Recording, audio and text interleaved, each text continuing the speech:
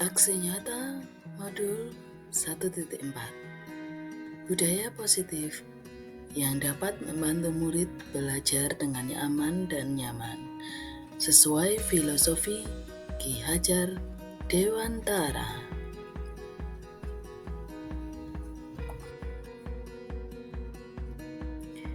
Calon guru penggerak Angkatan 11 dengan fasilitator Ibu Neni Indriastuti dan pengajar praktik Bapak Janan Witanto.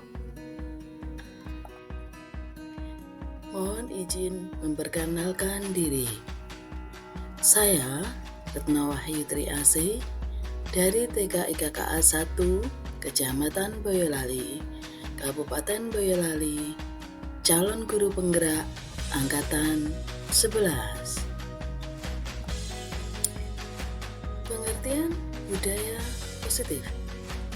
Budaya positif siswa di sekolah adalah nilai-nilai, keyakinan, dan kebiasaan baik yang dijalankan oleh seluruh warga sekolah, baik siswa, guru, maupun tenaga kependidikan yang lainnya, yang berorientasi pada pengembangan karakter siswa agar menjadi pribadi yang beriman dan bertakwa kepada Tuhan Yang Maha Esa, berakhlak mulia, berkebinekaan, gotong royong, mandiri, dan sikap kritis. Budaya positif yang sudah saya terapkan di sekolah saya. Yang pertama, pembiasaan salam dan sapa. Kedua, pembiasaan saling membantu atau saling gotong royong. Ketiga, pembiasaan mengembalikan atau merapikan mainan yang selesai dipakai. Keempat, sikap disiplin. Kelima, menghargai pendapat orang lain. Keenam, senantiasa bersyukur. Dan yang terakhir, membiasakan membuang sampah di tempatnya. Itu tadi adalah beberapa pembiasaan positif yang sudah kami terapkan di sekolah kami.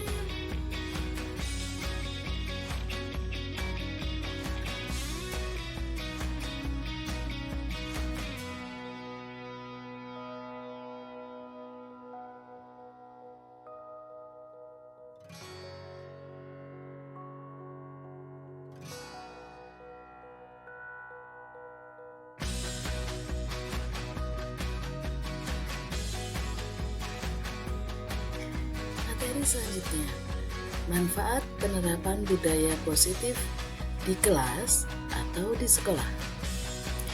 Budaya positif siswa di sekolah memiliki berbagai manfaat, antara lain menciptakan lingkungan sekolah yang aman, nyaman, dan menyenangkan bagi seluruh warga sekolah, meningkatkan motivasi dan semangat belajar siswa, membangun hubungan yang harmonis antara siswa, guru, dan tenaga kependidikan lainnya, meningkatkan prestasi akademik dan non-akademik siswa.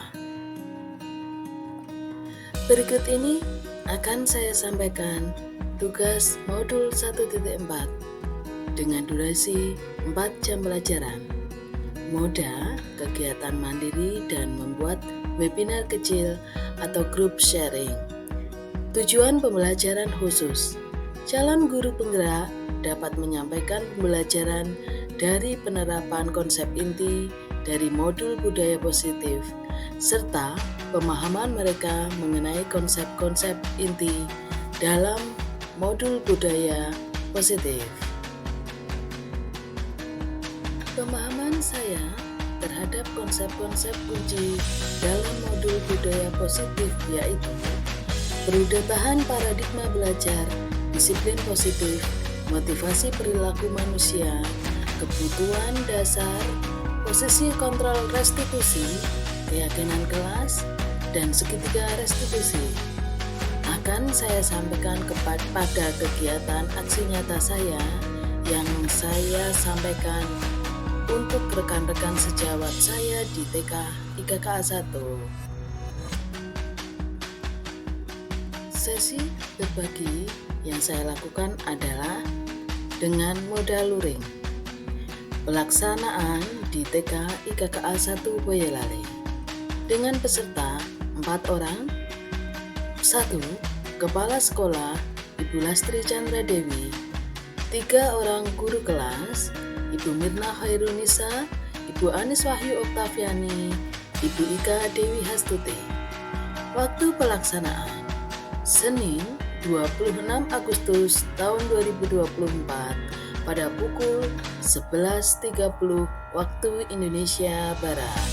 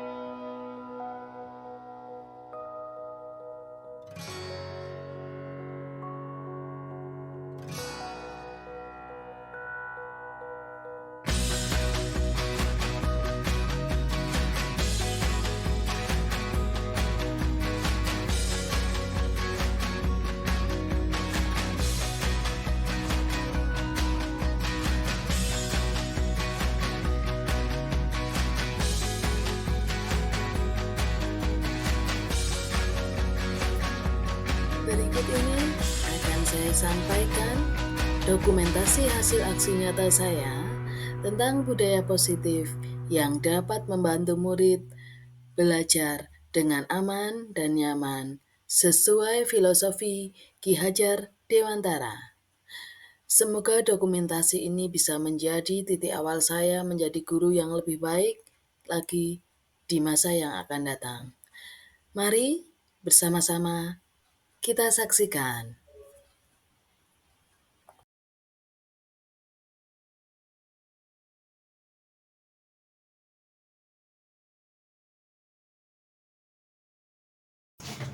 Bunda Lastri, saya minta izin untuk besok Senin tanggal 24. Insya Allah saya akan melakukan aksi nyata modul 1.4 untuk bersama dengan teman-teman. Mohon izinnya nih Bu. Izin, monggo silakan Bu Retno, apa yang dibutuhkan Insya Allah kami akan membantu dengan teman-teman. Semoga nanti berjalan lancar, tidak ada halangan, ilmunya dapat bermanfaat untuk kita semua. Terima kasih Bu. Sama-sama. Pembelajaran berpusat pada peserta didik. Guru diharapkan dapat melaksanakan pembelajaran yang berpusat kepada peserta didik.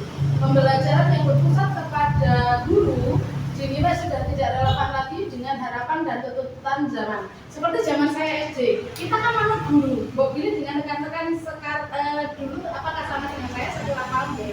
Tapi saat ini guru menjadikan murid hanya sebagai objek yang dijajari dengan berbagai materi dan penjelasan yang disampaikan oleh guru itu tidak tepat.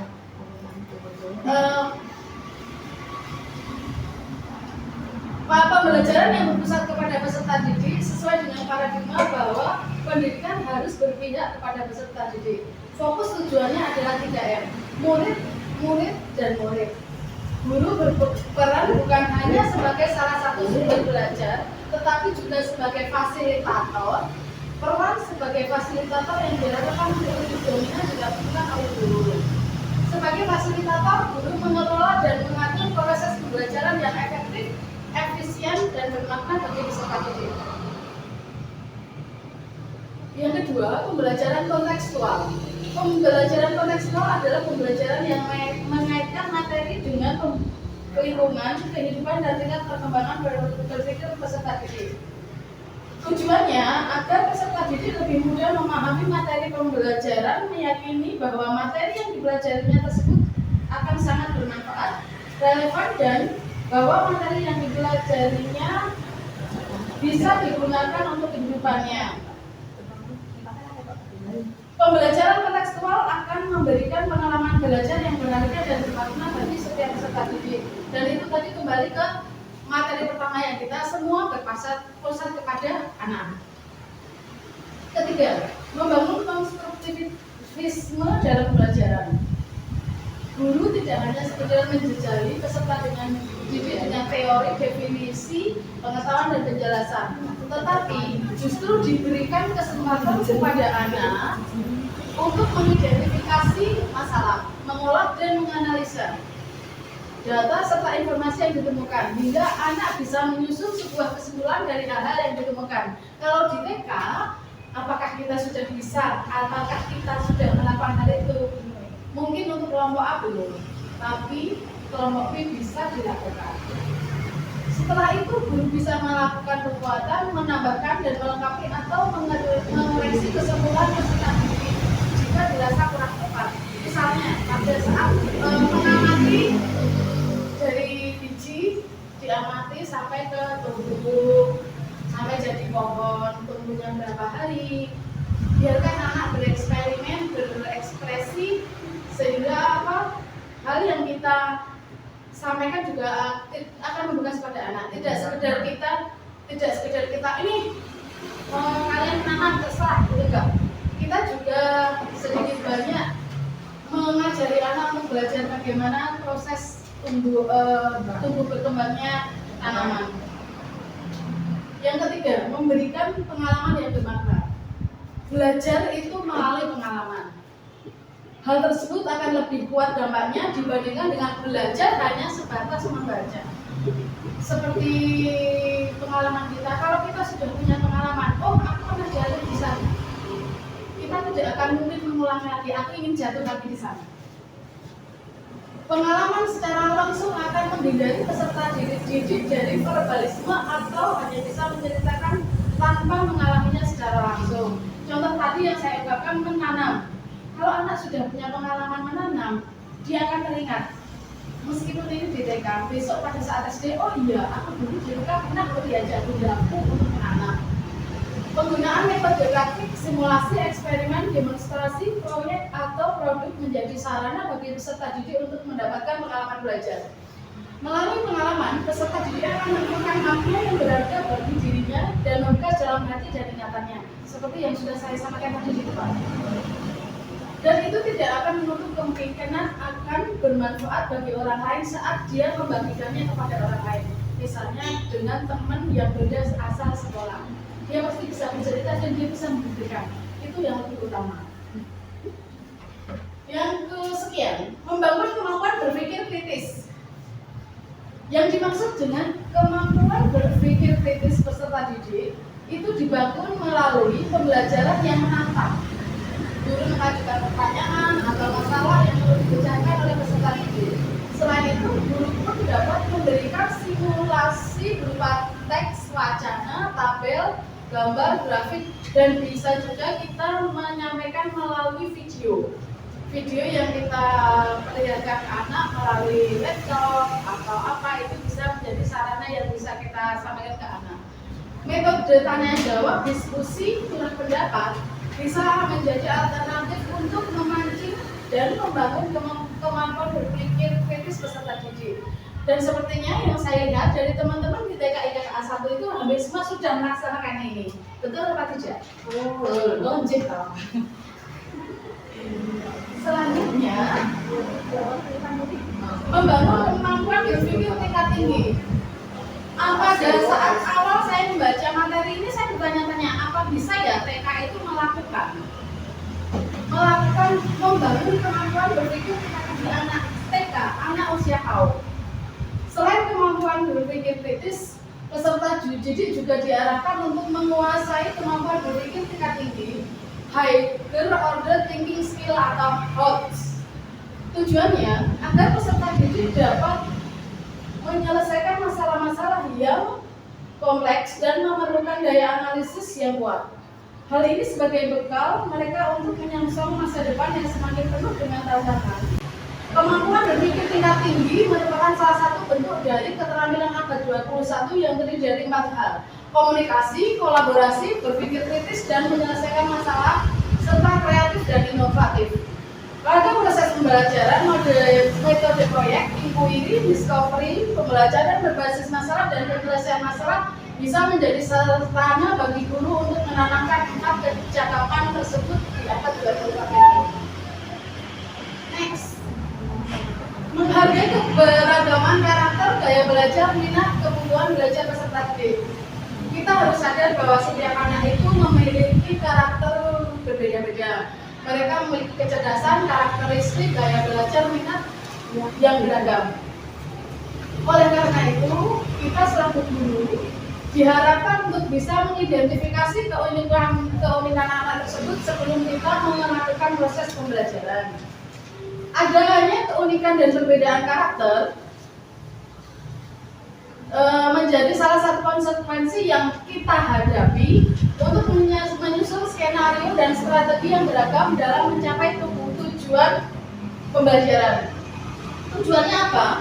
Agar setiap peserta didik mendapatkan layanan pendidikan secara adil, proporsional, dan tidak ada lagi tertinggal karena sekali lagi fokus anak kurang. Fokus layanan pembelajaran ini adalah untuk murid dan murid. Kita selalu semuanya kembali ke murid. Selanjutnya, memberikan kesempatan kepada peserta didik dari kegagalan. Pada saat seorang peserta didik mengalami kegagalan, kita selaku guru punya kewajiban untuk membangun rasa percaya dirinya, memberi solusi dan memberi bantuan untuk membuat anak itu tidak merasa aku gagal dan aku tidak akan mencoba. Jangan sampai seperti itu. Kita selaku guru harus bisa mengajak anak untuk tidak takut gagal. Ayo dicoba lagi, dan kita tidak boleh menjudge anak itu seperti gambar kamu kayak gini. No, jangan katakan seperti itu, karena apa? Akan membekas di pikiran anak, di hati anak sampai ke masa depannya. Dari kegagalan anak itu kita bisa tahu bagaimana dia menghadapi masa depannya. Jika sekali gagal, dia tidak berani melangkah lagi. Kita selaku guru punya kewajiban untuk mendampingi anak tersebut untuk belajar dari kegagalan. Kegagalan bukan salah satu hal yang menghancurkan kita, tapi sekali lagi, guru menguatkan mental anak, memotivasi dan membimbingnya sampai berhasil mencapai tujuan pembelajaran. Strategi pembelajaran berdiferensiasi yang bisa diterapkan ada 4. Pertama, berbasis konten. Kedua, berbasis proses. Ketiga, berbasis produk. Dan keempat, berbasis lingkungan belajar. Apakah kita sudah melaksanakan di TK kita? Konten maksudnya bagaimana? Berbasis konten. Sebentar. Strategi pembelajaran berdiferensiasi berbasis konten pada intinya adalah guru menyajikan materi melalui beragam media pembelajaran sesuai dengan gaya belajar peserta didik. Misalnya, pagi kita menanyakan, anak-anak hari ini kalian makan apa? Lalu dilanjutkan dengan kegiatan pertama, misalnya hari ini. Yang pertama tadi kan kita menggunting garis lurus.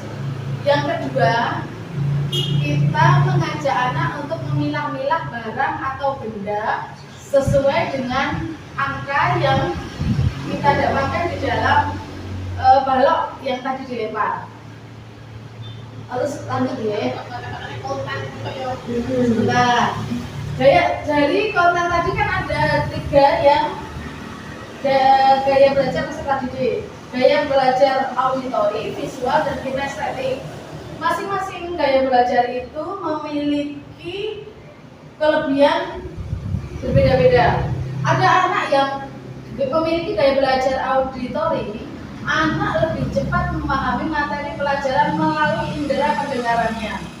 Media yang sesuai, misalnya menyimak cerita, menyimak rekaman audio, menonton video, menyimak penjelasan guru, menyimak suara temannya, atau membaca dengan suaranya. Yang kedua, peserta didik yang memiliki gaya belajar visual itu cepat memahami materi melalui tampilan gambar, video, melihat langsung sebuah tempat atau objek, dan membaca buku bergambar. Jadi kalau visual itu anak melihat langsung dengan kaca inderanya mata. Sedangkan peserta didik yang memiliki gaya belajar kinestetik lebih mudah memahami materi pelajaran melalui gerakan atau praktek. Dan biasanya kalau untuk anak TK itu anak-anak yang aktif itu kan di tingkat dasar kita, TK kita sudah mulai bisa nih, oh anak ini dia gaya belajarnya kinestetik itu A, B, C. Selanjutnya, kembali tadi untuk strategi pembelajaran berdiferensiasi. Berdiferensiasi proses, produk, dan lingkungan. Yang berbasis proses, intinya adalah guru menerapkan beragam pendekatan, strategi, dan metode pembelajaran yang sesuai dengan situasi, kondisi, dan kebutuhan peserta didik. Oleh karena itu, guru harus terampil dalam mengelola proses pembelajaran.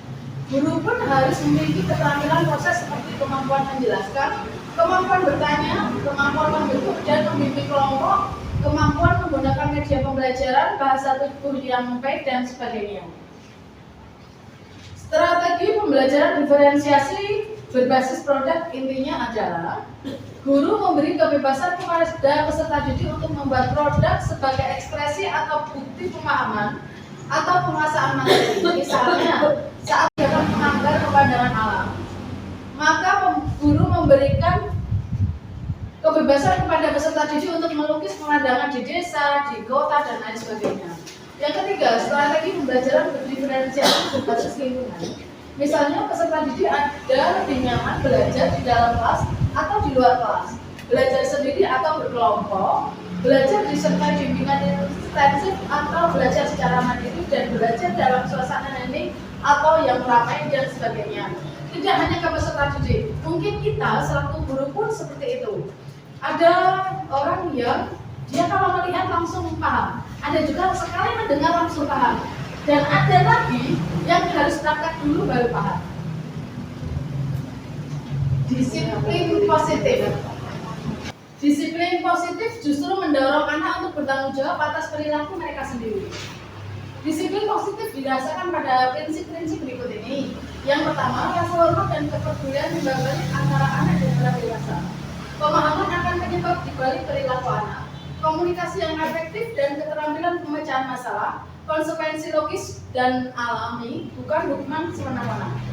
Dengan penerapan prinsip-prinsip ini, kita bisa membantu anak mengembangkan disiplin diri, tanggung jawab, dan karakter yang kuat. Manfaat disiplin positif bagi lingkungan belajar. Tahukah rekan-rekan, ternyata disiplin positif punya pengaruh besar terhadap lingkungan belajar. Coba bayangkan, ketika kita menerapkan disiplin positif di kelas, akan tercipta suasana yang menghargai antara guru dan peserta didik. Anak-anak akan merasa aman, nyaman untuk belajar dan mengekspresikan diri. Beberapa manfaat disiplin positif bagi lingkungan belajar. Yang pertama, meningkatkan motivasi dan keterlibatan peserta didik, mengurangi perilaku mengganggu dan konflik di kelas, membangun hubungan yang positif antara guru dan peserta didik, mendorong perkembangan keterampilan sosial emosional. 5. Menciptakan iklim sekolah yang inklusif dan menghargai keberagaman. Dengan lingkungan belajar yang positif, peserta didik diharapkan bisa mengembangkan potensi mereka secara optimal. Cara menerapkan disiplin positif di kelas. Jadi 1. Jadilah teladan yang baik. 2. Bangun hubungan yang positif. 3. Libatkan peserta didik dalam membuat aturan. 4. Terapkan konsekuensi alami dan logis. Kelima, dorong tanggung jawab dan pemecahan masalah. Setiap anak memiliki cara tersendiri dalam menerapkan disiplin positif di kelas. Pun demikian dengan guru. Silahkan mengingat kembali apakah sudah melakukan kegiatan positif di kelas? Sudah. Terima kasih. Sudah. Cara menerapkan disiplin positif di kelas itu adalah yang pertama, menjadi teladan yang baik. Ingat, anak itu salah satu peniru yang akan, mohon maaf, untuk anak TK, anak-anak itu lebih percaya pada bundanya di sekolah dibanding orang tuanya di rumah. Jika kita sudah menjadi teladan yang baik bagi anak, misal kita datangnya pagi, anak mau tidak mau akan mengikuti kita harus datang pagi, datang tepat waktu, berbicara dengan sopan, dan ketiga menepati janji. Misalnya, besok kita pakai baju ini ya anak-anak. Kalau besoknya kita selaku guru tidak menepati janji itu, kita pakainya baju yang lain, anak akan gini, ini guru aja nggak mau pakai seragam yang dijanjikan kemarin, masa aku juga bisa jadi seperti itu kan? Yang kedua, Kenapa jadi mental ini? bangun hubungan yang positif. Kunci dari disiplin positif adalah hubungan yang baik antara guru dan peserta didik. Kita harus mencoba untuk mengenal mereka secara personal, menunjukkan empati dan pengertian, mendengarkan pendapat dan perasaan mereka dengan membangun kepercayaan dan rasa saling menghormati tersebut. Peserta didik akan lebih terbuka untuk mengikuti arahan kita. Selanjutnya, melibatkan peserta didik dalam membuat aturan daripada memaksa aturan di setiap kelas kan kita memiliki aturan ya, daripada kita memaksakan aturan dari kita, yuk kita bareng-bareng mengajak anak untuk setiap hari ini peraturan kelas kita apa, besok mungkin sama atau berbeda tergantung dengan kesepakatan kita. Yang keempat, menerapkan konsekuensi alami dan logis. Yang dimaksud di situ adalah saat peserta didik melakukan kesalahan, menghindari memberi hukuman yang semena-mena. Sebaliknya, biarkan mereka merasakan konsekuensi alami dan logis dari perbuatan mereka sendiri. Contohnya, jika mereka tidak mengerjakan PR, konsekuensinya adalah harus menyelesaikan tugas itu di waktu istirahat. Dengan begitu, mereka akan belajar bahwa setiap tindakan memiliki konsekuensi tersendiri. Nah, nenek Reva minum belajar. Mungkin berbeda dengan TK ya. Kadang kan kalau anak tidak mau mengerjakan apa sesuai perjanjian di awal, mungkin dia akan kabur. Itu tugas apa? Salah satu tantangan untuk kita agar menyadarkan anak itu menjadi lebih baik lagi. Yang kelima, dorong tanggung jawab dan pemecahan masalah. Tujuan utama ini disiplin positif adalah mendorong anak untuk bertanggung jawab atas perilaku mereka. Jadi saat mereka menghadapi masalah, kita tidak langsung memberikan solusi, tapi biarkan mereka berpikir, mereka berdiskusi untuk menyelesaikan masalah tersebut. Misalnya, kita bisa mengajukan pertanyaan, menurutmu apa yang sebaiknya dilakukan? Atau apa akibatnya jika kamu melakukan hal ini? Dengan melatih keterampilan pemecahan masalah, anak-anak akan terlatih lebih mandiri. Menjalin kerjasama dengan orang tua dan masyarakat. Disiplin positif itu tidak hanya kita lakukan di sekolah, tetapi juga harus kita ada imbal balik dengan masyarakat atau orang tua di rumah. Misalnya, kita di sekolah sudah menerapkan kepada anak untuk kita harus melakukan disiplin positif yang begini. Tetapi di rumah tidak seimbang. Oh, ini ada apa ya? Apa tema ya? Enggak kan bawa. Naik turun. Ya, mohon maaf saya juga agak parno kayak megatrust. Apalagi ini bulan Agustus menuju September. Kembali ke materi ya. Menumbuhkan disiplin positif juga diperlukan dukungan dari orang tua. Bayangkan kalau di rumah dan sekolah tidak sinkron ya. Beberapa ide untuk menggandeng orang tua dan masyarakat. 1. mengadakan pertemuan rutin dengan orang tua untuk mendiskusikan perkembangan anak dan strategi mendisiplinkan yang positif. Yang kedua, melibatkan orang tua dalam kegiatan sekolah seperti hari orang tua, family day, atau yang lainnya, kelas inspirasi. Nomor 3, memberikan edukasi kepada orang tua dan masyarakat tentang pentingnya disiplin positif melalui seminar, workshop, atau bulletin. Yang keempat, menjalin kerjasama dengan organisasi masyarakat atau organisasi lain untuk mengadakan kegiatan yang mendukung penerapan disiplin positif. Ini bisa kita lakukan di lingkungan kita, misalnya lewat dawis atau PKK, mengingat kita kan guru TK dan juga ibu rumah tangga, itu kan? Ya. Dengan kegiatan kerjasama yang baik, kita bisa menciptakan lingkungan yang konsisten positif bagi peserta didik baik di sekolah maupun di rumah. Kesimpulannya, itu tadi penjelasan lengkap tentang cara menumbuhkan karakter disiplin positif pada peserta didik. Kuncinya adalah dengan menjalin hubungan yang baik, menjadi teladan, melibatkan mereka dalam membuat aturan serta menerapkan konsekuensi yang mendidik. Tak lupa perlu kerjasama dengan orang tua dan masyarakat supaya upaya kita itu konsisten. Menerapkan disiplin positif perlu kesabaran, konsistensi, dan komitmen. Tidak bisa instan atau langsung hari ini kita lakukan besok terlaksana 100%, itu tidak bisa. Dengan disiplin positif, kita tidak cuma mendisiplinkan anak, tetapi juga membantu mereka mengembangkan karakter dan keterampilan hidup yang positif. Motivasi adalah kekuatan yang memulai, membimbing, dan mempertahankan perilaku yang berorientasi pada tujuan. Motivasi diterjemahkan sebagai hal yang mendorong perilaku manusia untuk mendapatkan suatu tujuan. Misalnya, seseorang termotivasi untuk belajar karena ingin mendapatkan gelar akademik. 5 teori motivasi yang paling terkenal yaitu teori hierarki Maslow. Teori hierarki Maslow dikemukakan Abraham Maslow pada tahun 1993. Dilansir dari Lumen Learning, hierarki Maslow menggambarkan serangkaian kebutuhan fisiologis dan emosional untuk kepuasan manusia yang diatur dalam hierarki.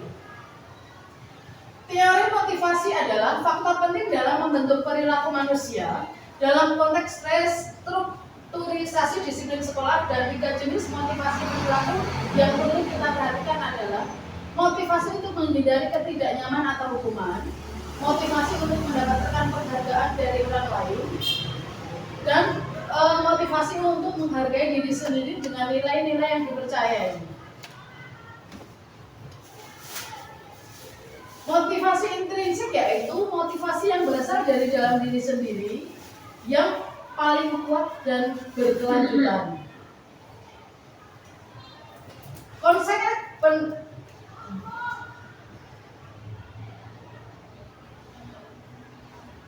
pendekatan restitusi mengajarkan pendekatan yang berbeda. Ini adalah proses yang menciptakan kondisi bagi murid untuk memperbaiki kesalahan mereka dan kembali ke kelompok mereka dengan karakter yang lebih kuat. Perbandingan antara hukuman dan pendekatan restitusi adalah sebagai berikut. Hukuman versus restitusi. Hukuman bersifat tidak terencana atau tiba-tiba, sementara restitusi bersifat terencana dan melibatkan kesepakatan. Hukuman adalah tindakan salah satu arah dari pihak guru, sedangkan restitusi melibatkan kesepakatan dan partisipasi dari guru dan murid. Penghargaan dalam pendidikan. Penghargaan adalah bentuk motivasi eksternal yang dapat mempengaruhi perilaku seseorang. Namun penghargaan juga memiliki beberapa dampak yang perlu diperhatikan. Penghargaan dapat bersifat jangka panjang maupun jangka pendek. Penghargaan efektif dalam mendorong tindakan segera, tetapi jika terlalu sering digunakan, individu juga akan menjadi tergantung pada penghargaan tersebut dan kehilangan motivasi intrinsik. Penghargaan harus konsisten. Jika penghargaan dijanjikan dan tidak diberikan, individu dapat merasa kecewa dan kehilangan motivasi untuk berusaha sebaik merusak hubungan. Yang dimaksudkan dengan penghargaan dapat merusak hubungan, penghargaan yang diberikan kepada individu dapat menimbulkan rasa iri di antara yang lain dan dapat mengganggu hubungan interpersonal. Yang terakhir adalah penghargaan juga mengurangi kreativitas seseorang. Dalam beberapa kasus, penghargaan dapat menghambat kreativitas individu karena mereka lebih fokus pada penghargaan yang dijanjikan daripada proses kreativitas itu sendiri. Penghargaan bisa menjadi hukuman jika penghargaan diharapkan dan tidak diberikan, individu dapat merasa seperti dihukum yang dapat mengurangi motivasi mereka.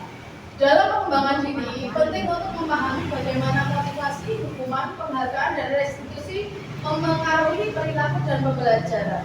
Melalui pemahaman ini, kita dapat menciptakan lingkungan pembelajaran yang positif dan efektif bagi murid-murid kita.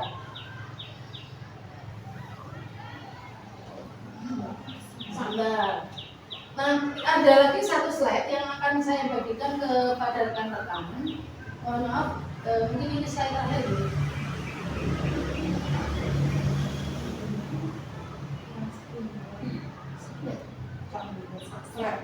Hanya satu slide. Satu slide itu nanti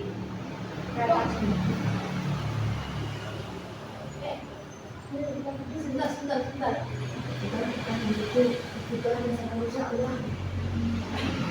Lima kebutuhan dasar manusia. Mungkin kita uang, Makan, betul. pangan, sandang, papan. Makanya terkait kebutuhan dasar manusia dijelaskan dalam materi 1.2 nilai dan peran guru penggerak dikutip dari buku teori dan pendekatan konseling oleh Gusman Lesmana pada tahun 2021. Kebutuhan dasar manusia menurut William Glasser mencakup kebutuhan untuk bertahan hidup atau survival dan kebutuhan akan kasih sayang dan rasa terima kasih, love and belonging. Selain itu, manusia juga membutuhkan kesenangan, fun, kebebasan, freedom, dan penguasaan atau power. Masuk apa tidak? Masuk dulu. 5 ini nomor 1. Sebentar. Lanjut ya. Coba ada salah satu yang belum ambil.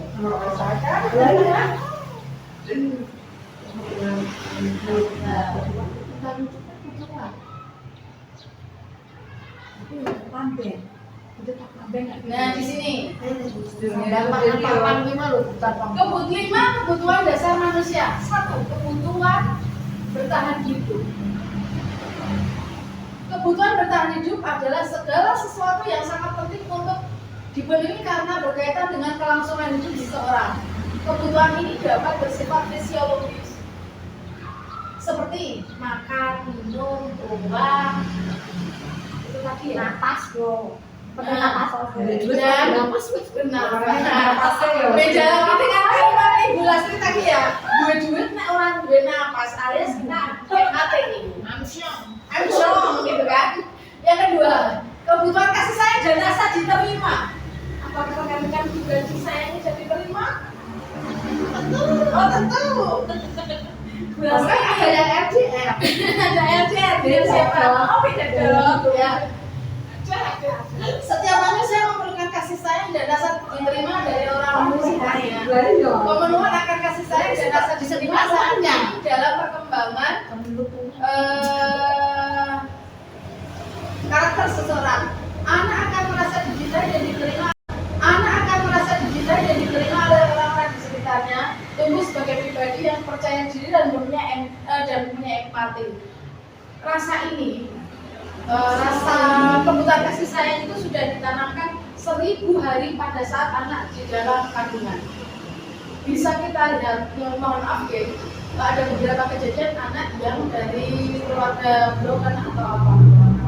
Ya, kalau seorang ibu tidak merasa bahagia pada saat anak itu di dalam rahimnya, di dalam kandungan, bisa jadi perkembangan dia akan berbeda.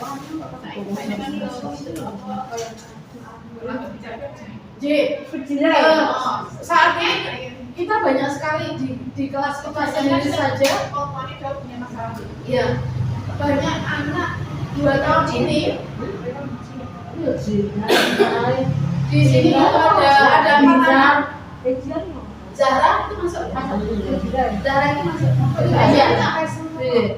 Dia secara fisik baik mbak, tapi komunikasi dia Harus sama kalau ngomong atau mana dia nggak mau. ngomong dari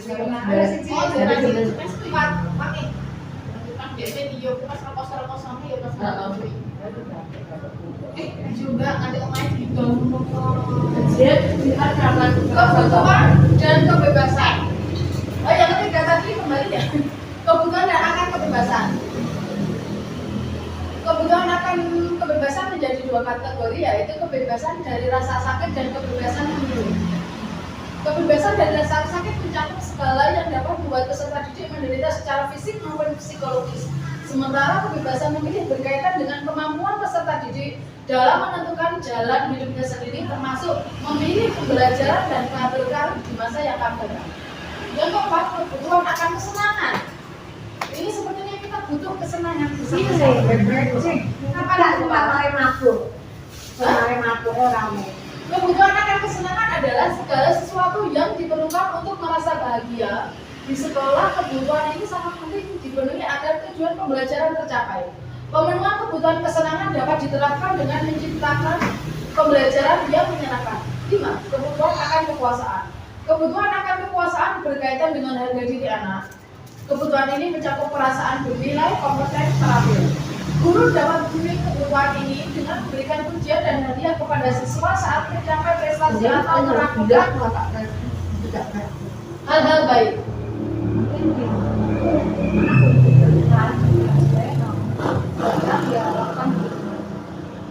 Lima, posisi kontrol.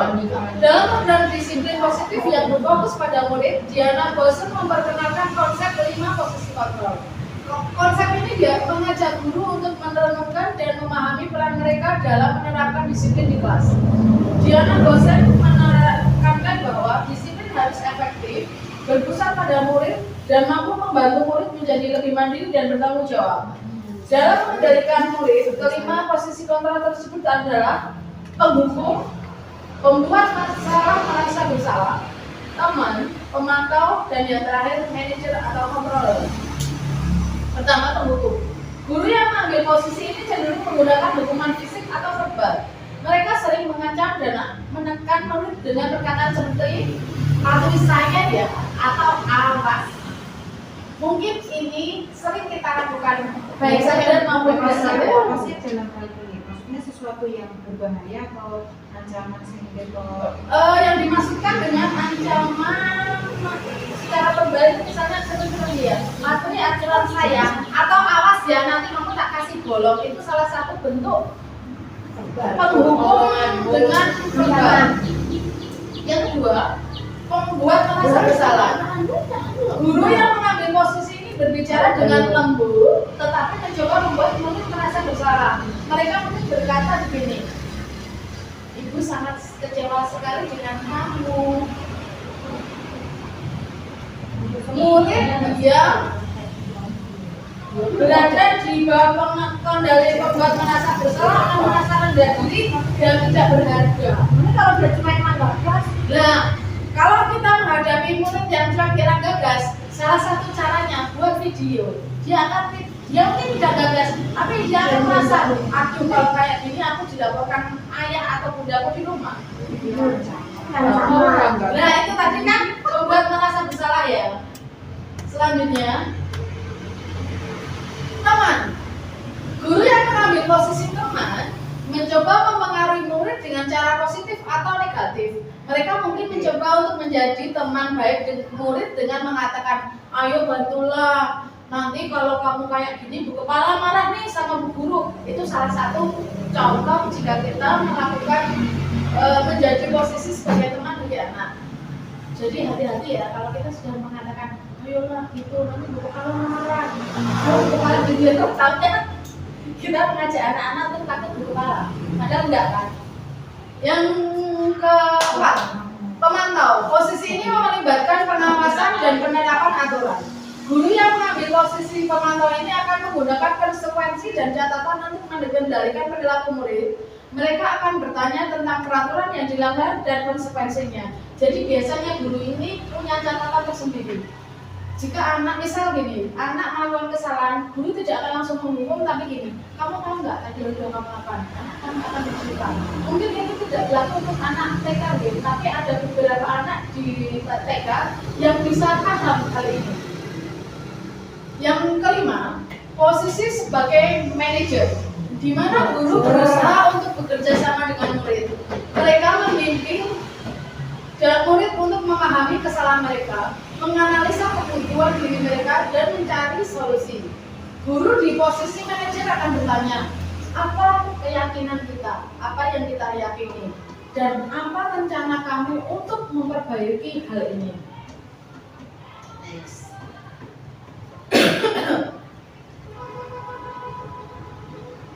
Lima, posisi kontrol restitusi Diana Bosen. Dalam kasus Naret yang terlambat ke sekolah 20 menit, saya dapat melihat implementasi dari kelima posisi kontrol, yakni 1. Menghukum dengan kata-kata yang tajam, bernada tinggi, dan hukuman tidak ada hubungannya dengan kesalahan, dampaknya murid akan mendenda. 2. Pembuat merasa bersalah. Berbicara dengan nada yang dapat melihat implementasi dari kelima posisi kontrol, yakni 1. Menghukum dengan kata-kata yang tajam, bernada tinggi, dan hukuman tidak ada hubungannya dengan kesalahan, dampaknya murid akan mendenda. 2. Pembuat merasa bersalah. Berbicara dengan nada lembut dan kata-kata yang menjadikan pembuat merasa gagal, dampaknya murid akan merasa bersalah. Yang ketiga, posisi teman. Guru berbicara dengan nada akrab, murid akan merasa senang dan akrab, tetapi dampaknya murid hanya akan taat pada orang tertentu saja. Yang kelima, posisi pemantau. Mengandalkan data keyakinan kelas, nada formal, dan dampaknya siswa akan memahami peraturan kelas. Terakhir, posisi manajer. Posisi kontrol yang disarankan untuk membimbing murid agar bisa menerapkan disiplin positif. Dari sini murid akan belajar dari kesalahan dan berupaya untuk mencari solusi. Posisi manajer adalah posisi ideal seorang guru. Polisi wae kan jadi manajer. Siap pulang. Sebentar. Oh, no.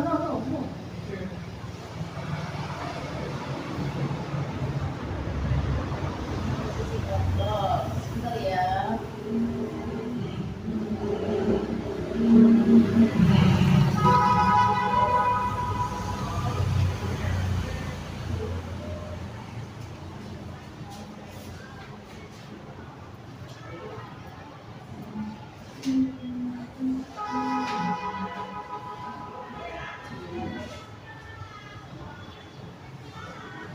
Penjelajahan modul 1.4 tentang restitusi dan 5 posisi kontrol telah membantu saya untuk memahami lebih baik cara mengatur perilaku murid di sekolah. Diana Bosen memberikan pandangan yang penting tentang peran guru dan orang tua dalam mengelola tingkah laku anak-anak. Konsep 5 posisi kontrol dan penghukum hingga manajer menjelaskan berbagai cara untuk mengatasi masalah perilaku. Sasarannya adalah dengan menciptakan lingkungan pembelajaran yang membantu pertumbuhan murid, mendorong mereka untuk mandiri, dan belajar bertanggung jawab atas tindakan mereka. Dengan menerapkan prinsip restitusi dan memahami cara menggunakan posisi kontrol yang tepat, kita dapat memberikan dampak positif dalam membentuk masa depan yang cerah bagi generasi berikutnya. Semoga pemahaman ini bisa menjadi dasar untuk praktik pendidikan yang lebih baik dan bermakna. Segitiga restitusi. Dari tadi kita sudah membahas kaitan segitiga restitusi ya. Di sini ada salah satu model segitiga restitusi itu. 1. Kamu tentu punya alasan mengapa melakukan itu. Adakah cara yang lebih baik untuk efektif untuk mendapatkan apa yang kamu berikan? Menstabilkan identitas, dan terakhir menanyakan keyakinan. Itulah segitiga restitusi.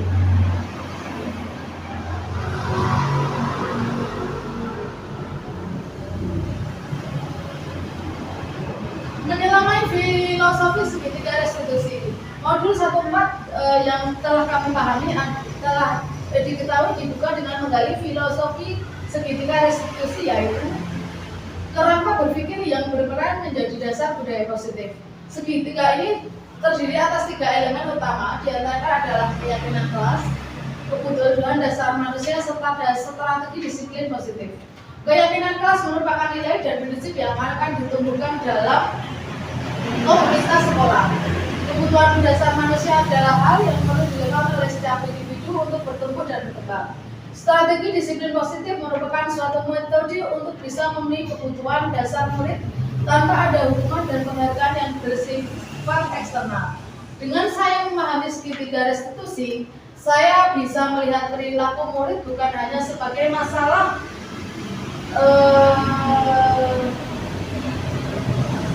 yang harus dikendalikan, melainkan sebagai bentuk rasa komunikasi kebutuhan yang masih belum terpenuhi. Fokus akan bergeser dari menghukum menjadi memulihkan serta mengembangkan.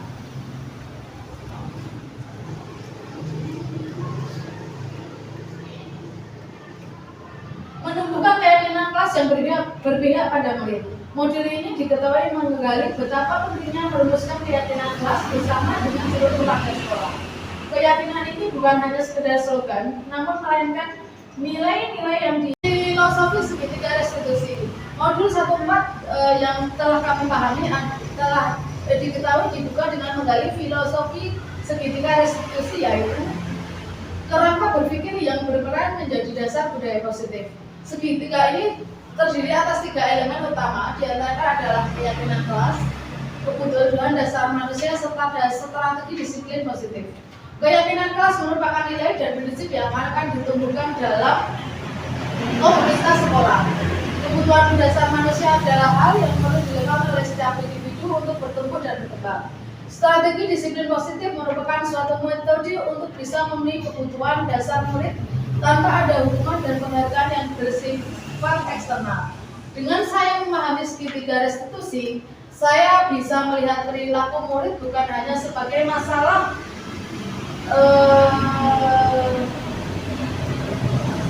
yang harus dikendalikan, melainkan sebagai bentuk rasa komunikasi kebutuhan yang masih belum terpenuhi. Fokus akan bergeser dari menghukum menjadi memulihkan serta mengembangkan.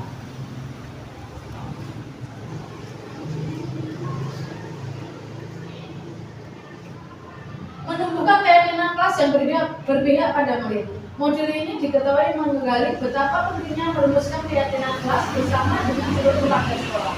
Keyakinan ini bukan hanya sekedar slogan, namun melainkan nilai-nilai yang diinternalisasi dan dipraktikkan dalam keseharian.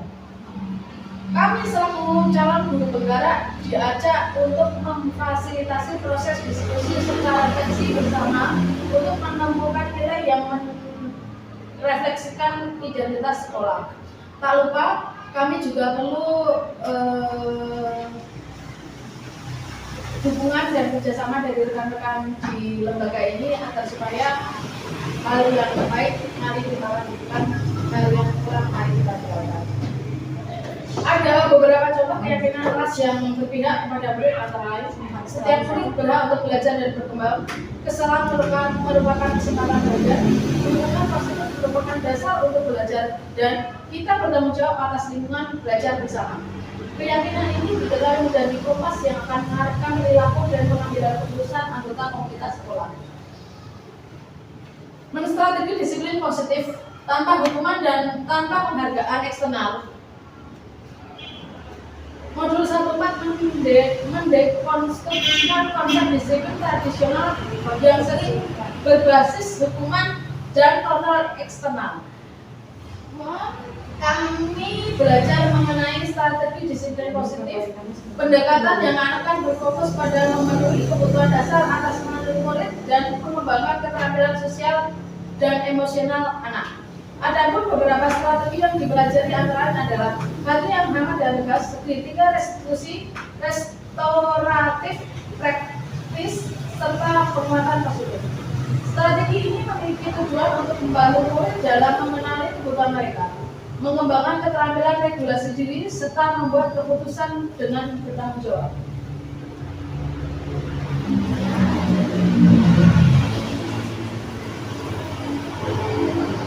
Sekian dari saya, terima kasih atas waktu dan perhatian dari rekan-rekan. Terima kasih Belasri dan Dewi yang memfasilitasi saya untuk mengajak rekan-rekan berbagi tentang disiplin positif dan semangat. selamat siang. Salam guru bergerak, tergerak, dan menggerakkan. Terima kasih. Bergerak, Itu aku Wahyu.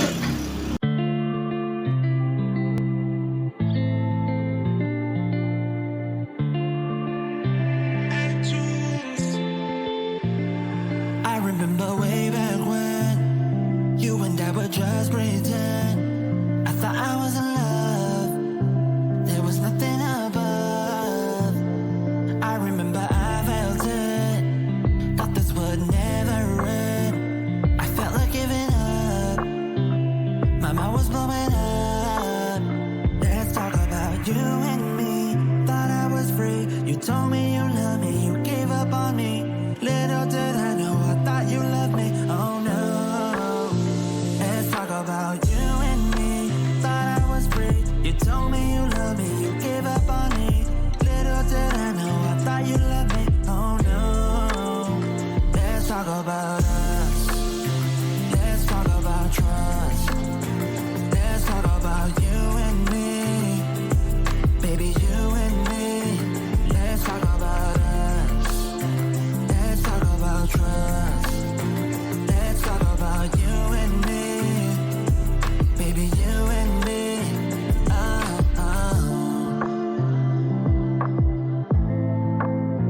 Look at us now, sitting in a room. I'm thinking about me and you. What could have been? All I do is see you from across the room. Why can't you see? Feeling so defeated. Baby, stop calling me. Just let it be. Can't you see?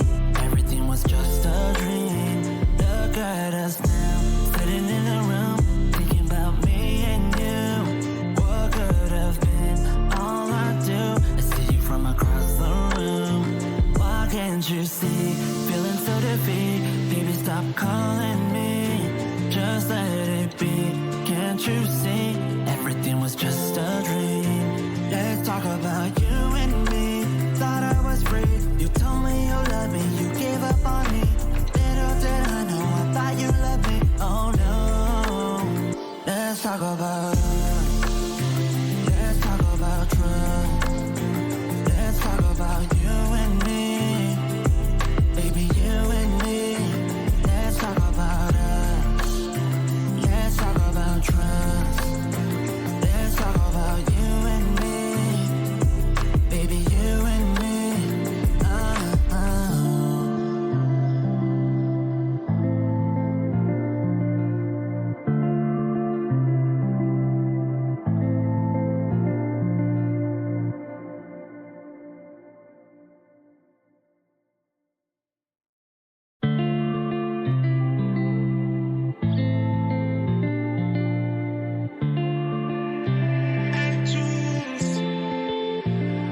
I remember way back when you and I were just pretend. I thought I was in love. There was nothing above. I remember I felt it. Thought this would never end. I felt like giving up. My mind was blowing up. Let's talk about you and me. Thought I was free. You told me you loved me. You gave up on me. Little did I know, I thought you loved me. Oh no. Let's talk about you and me. Thought I was free. You told me you loved me. You gave up on me. Little did I know, I thought you loved me. Oh no. Let's talk about us. Let's talk about trust. Let's talk about you and me. Baby, you and me. Let's talk about us. Let's talk about trust. Let's talk about you and me. Baby, you and me.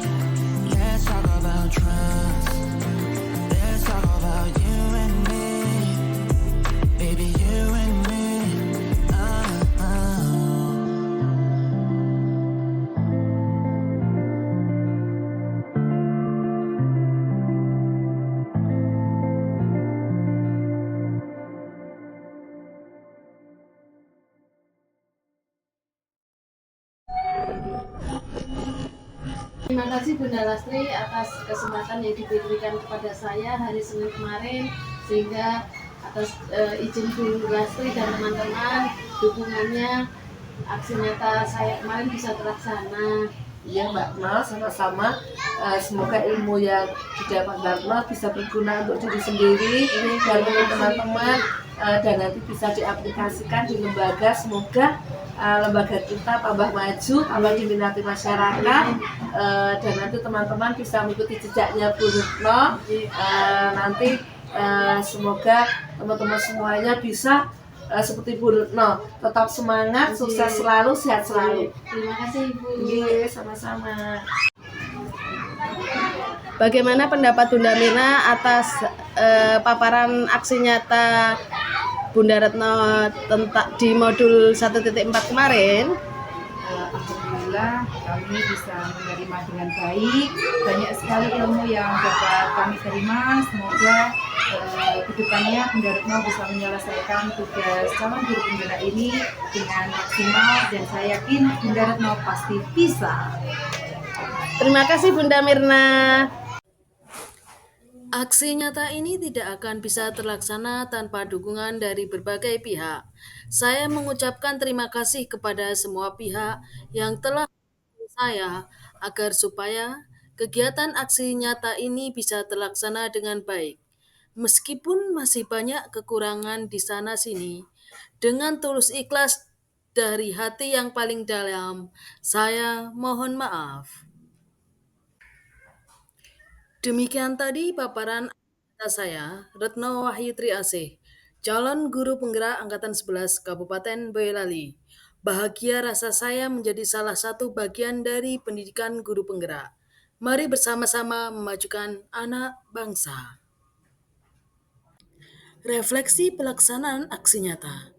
Aksi nyata telah saya lakukan pada hari Senin 26 Agustus tahun 2024 di TK IKKA 1 dengan peserta 1 orang kepala sekolah dan 3 orang guru. Berbagi pengalaman dengan rekan sejawat sangat menyenangkan bagi saya. Masih banyak kekurangan saya dalam pembuatan aksi nyata saya tersebut. Untuk kedepannya, saya berharap saya bisa meningkatkan kemampuan saya untuk membuat aksi nyata lain yang lebih baik. Sekian dari saya, dan semoga karya saya ini bisa menginspirasi rekan-rekan sejawat dimanapun berada. Ada semut di atas batu. Batu berada di dekat apartemen. Jika kamu merindukan aku, jangan lupa untuk like dan juga komen. Terima kasih. Salam guru penggerak. Tergerak, bergerak, dan menggerakkan.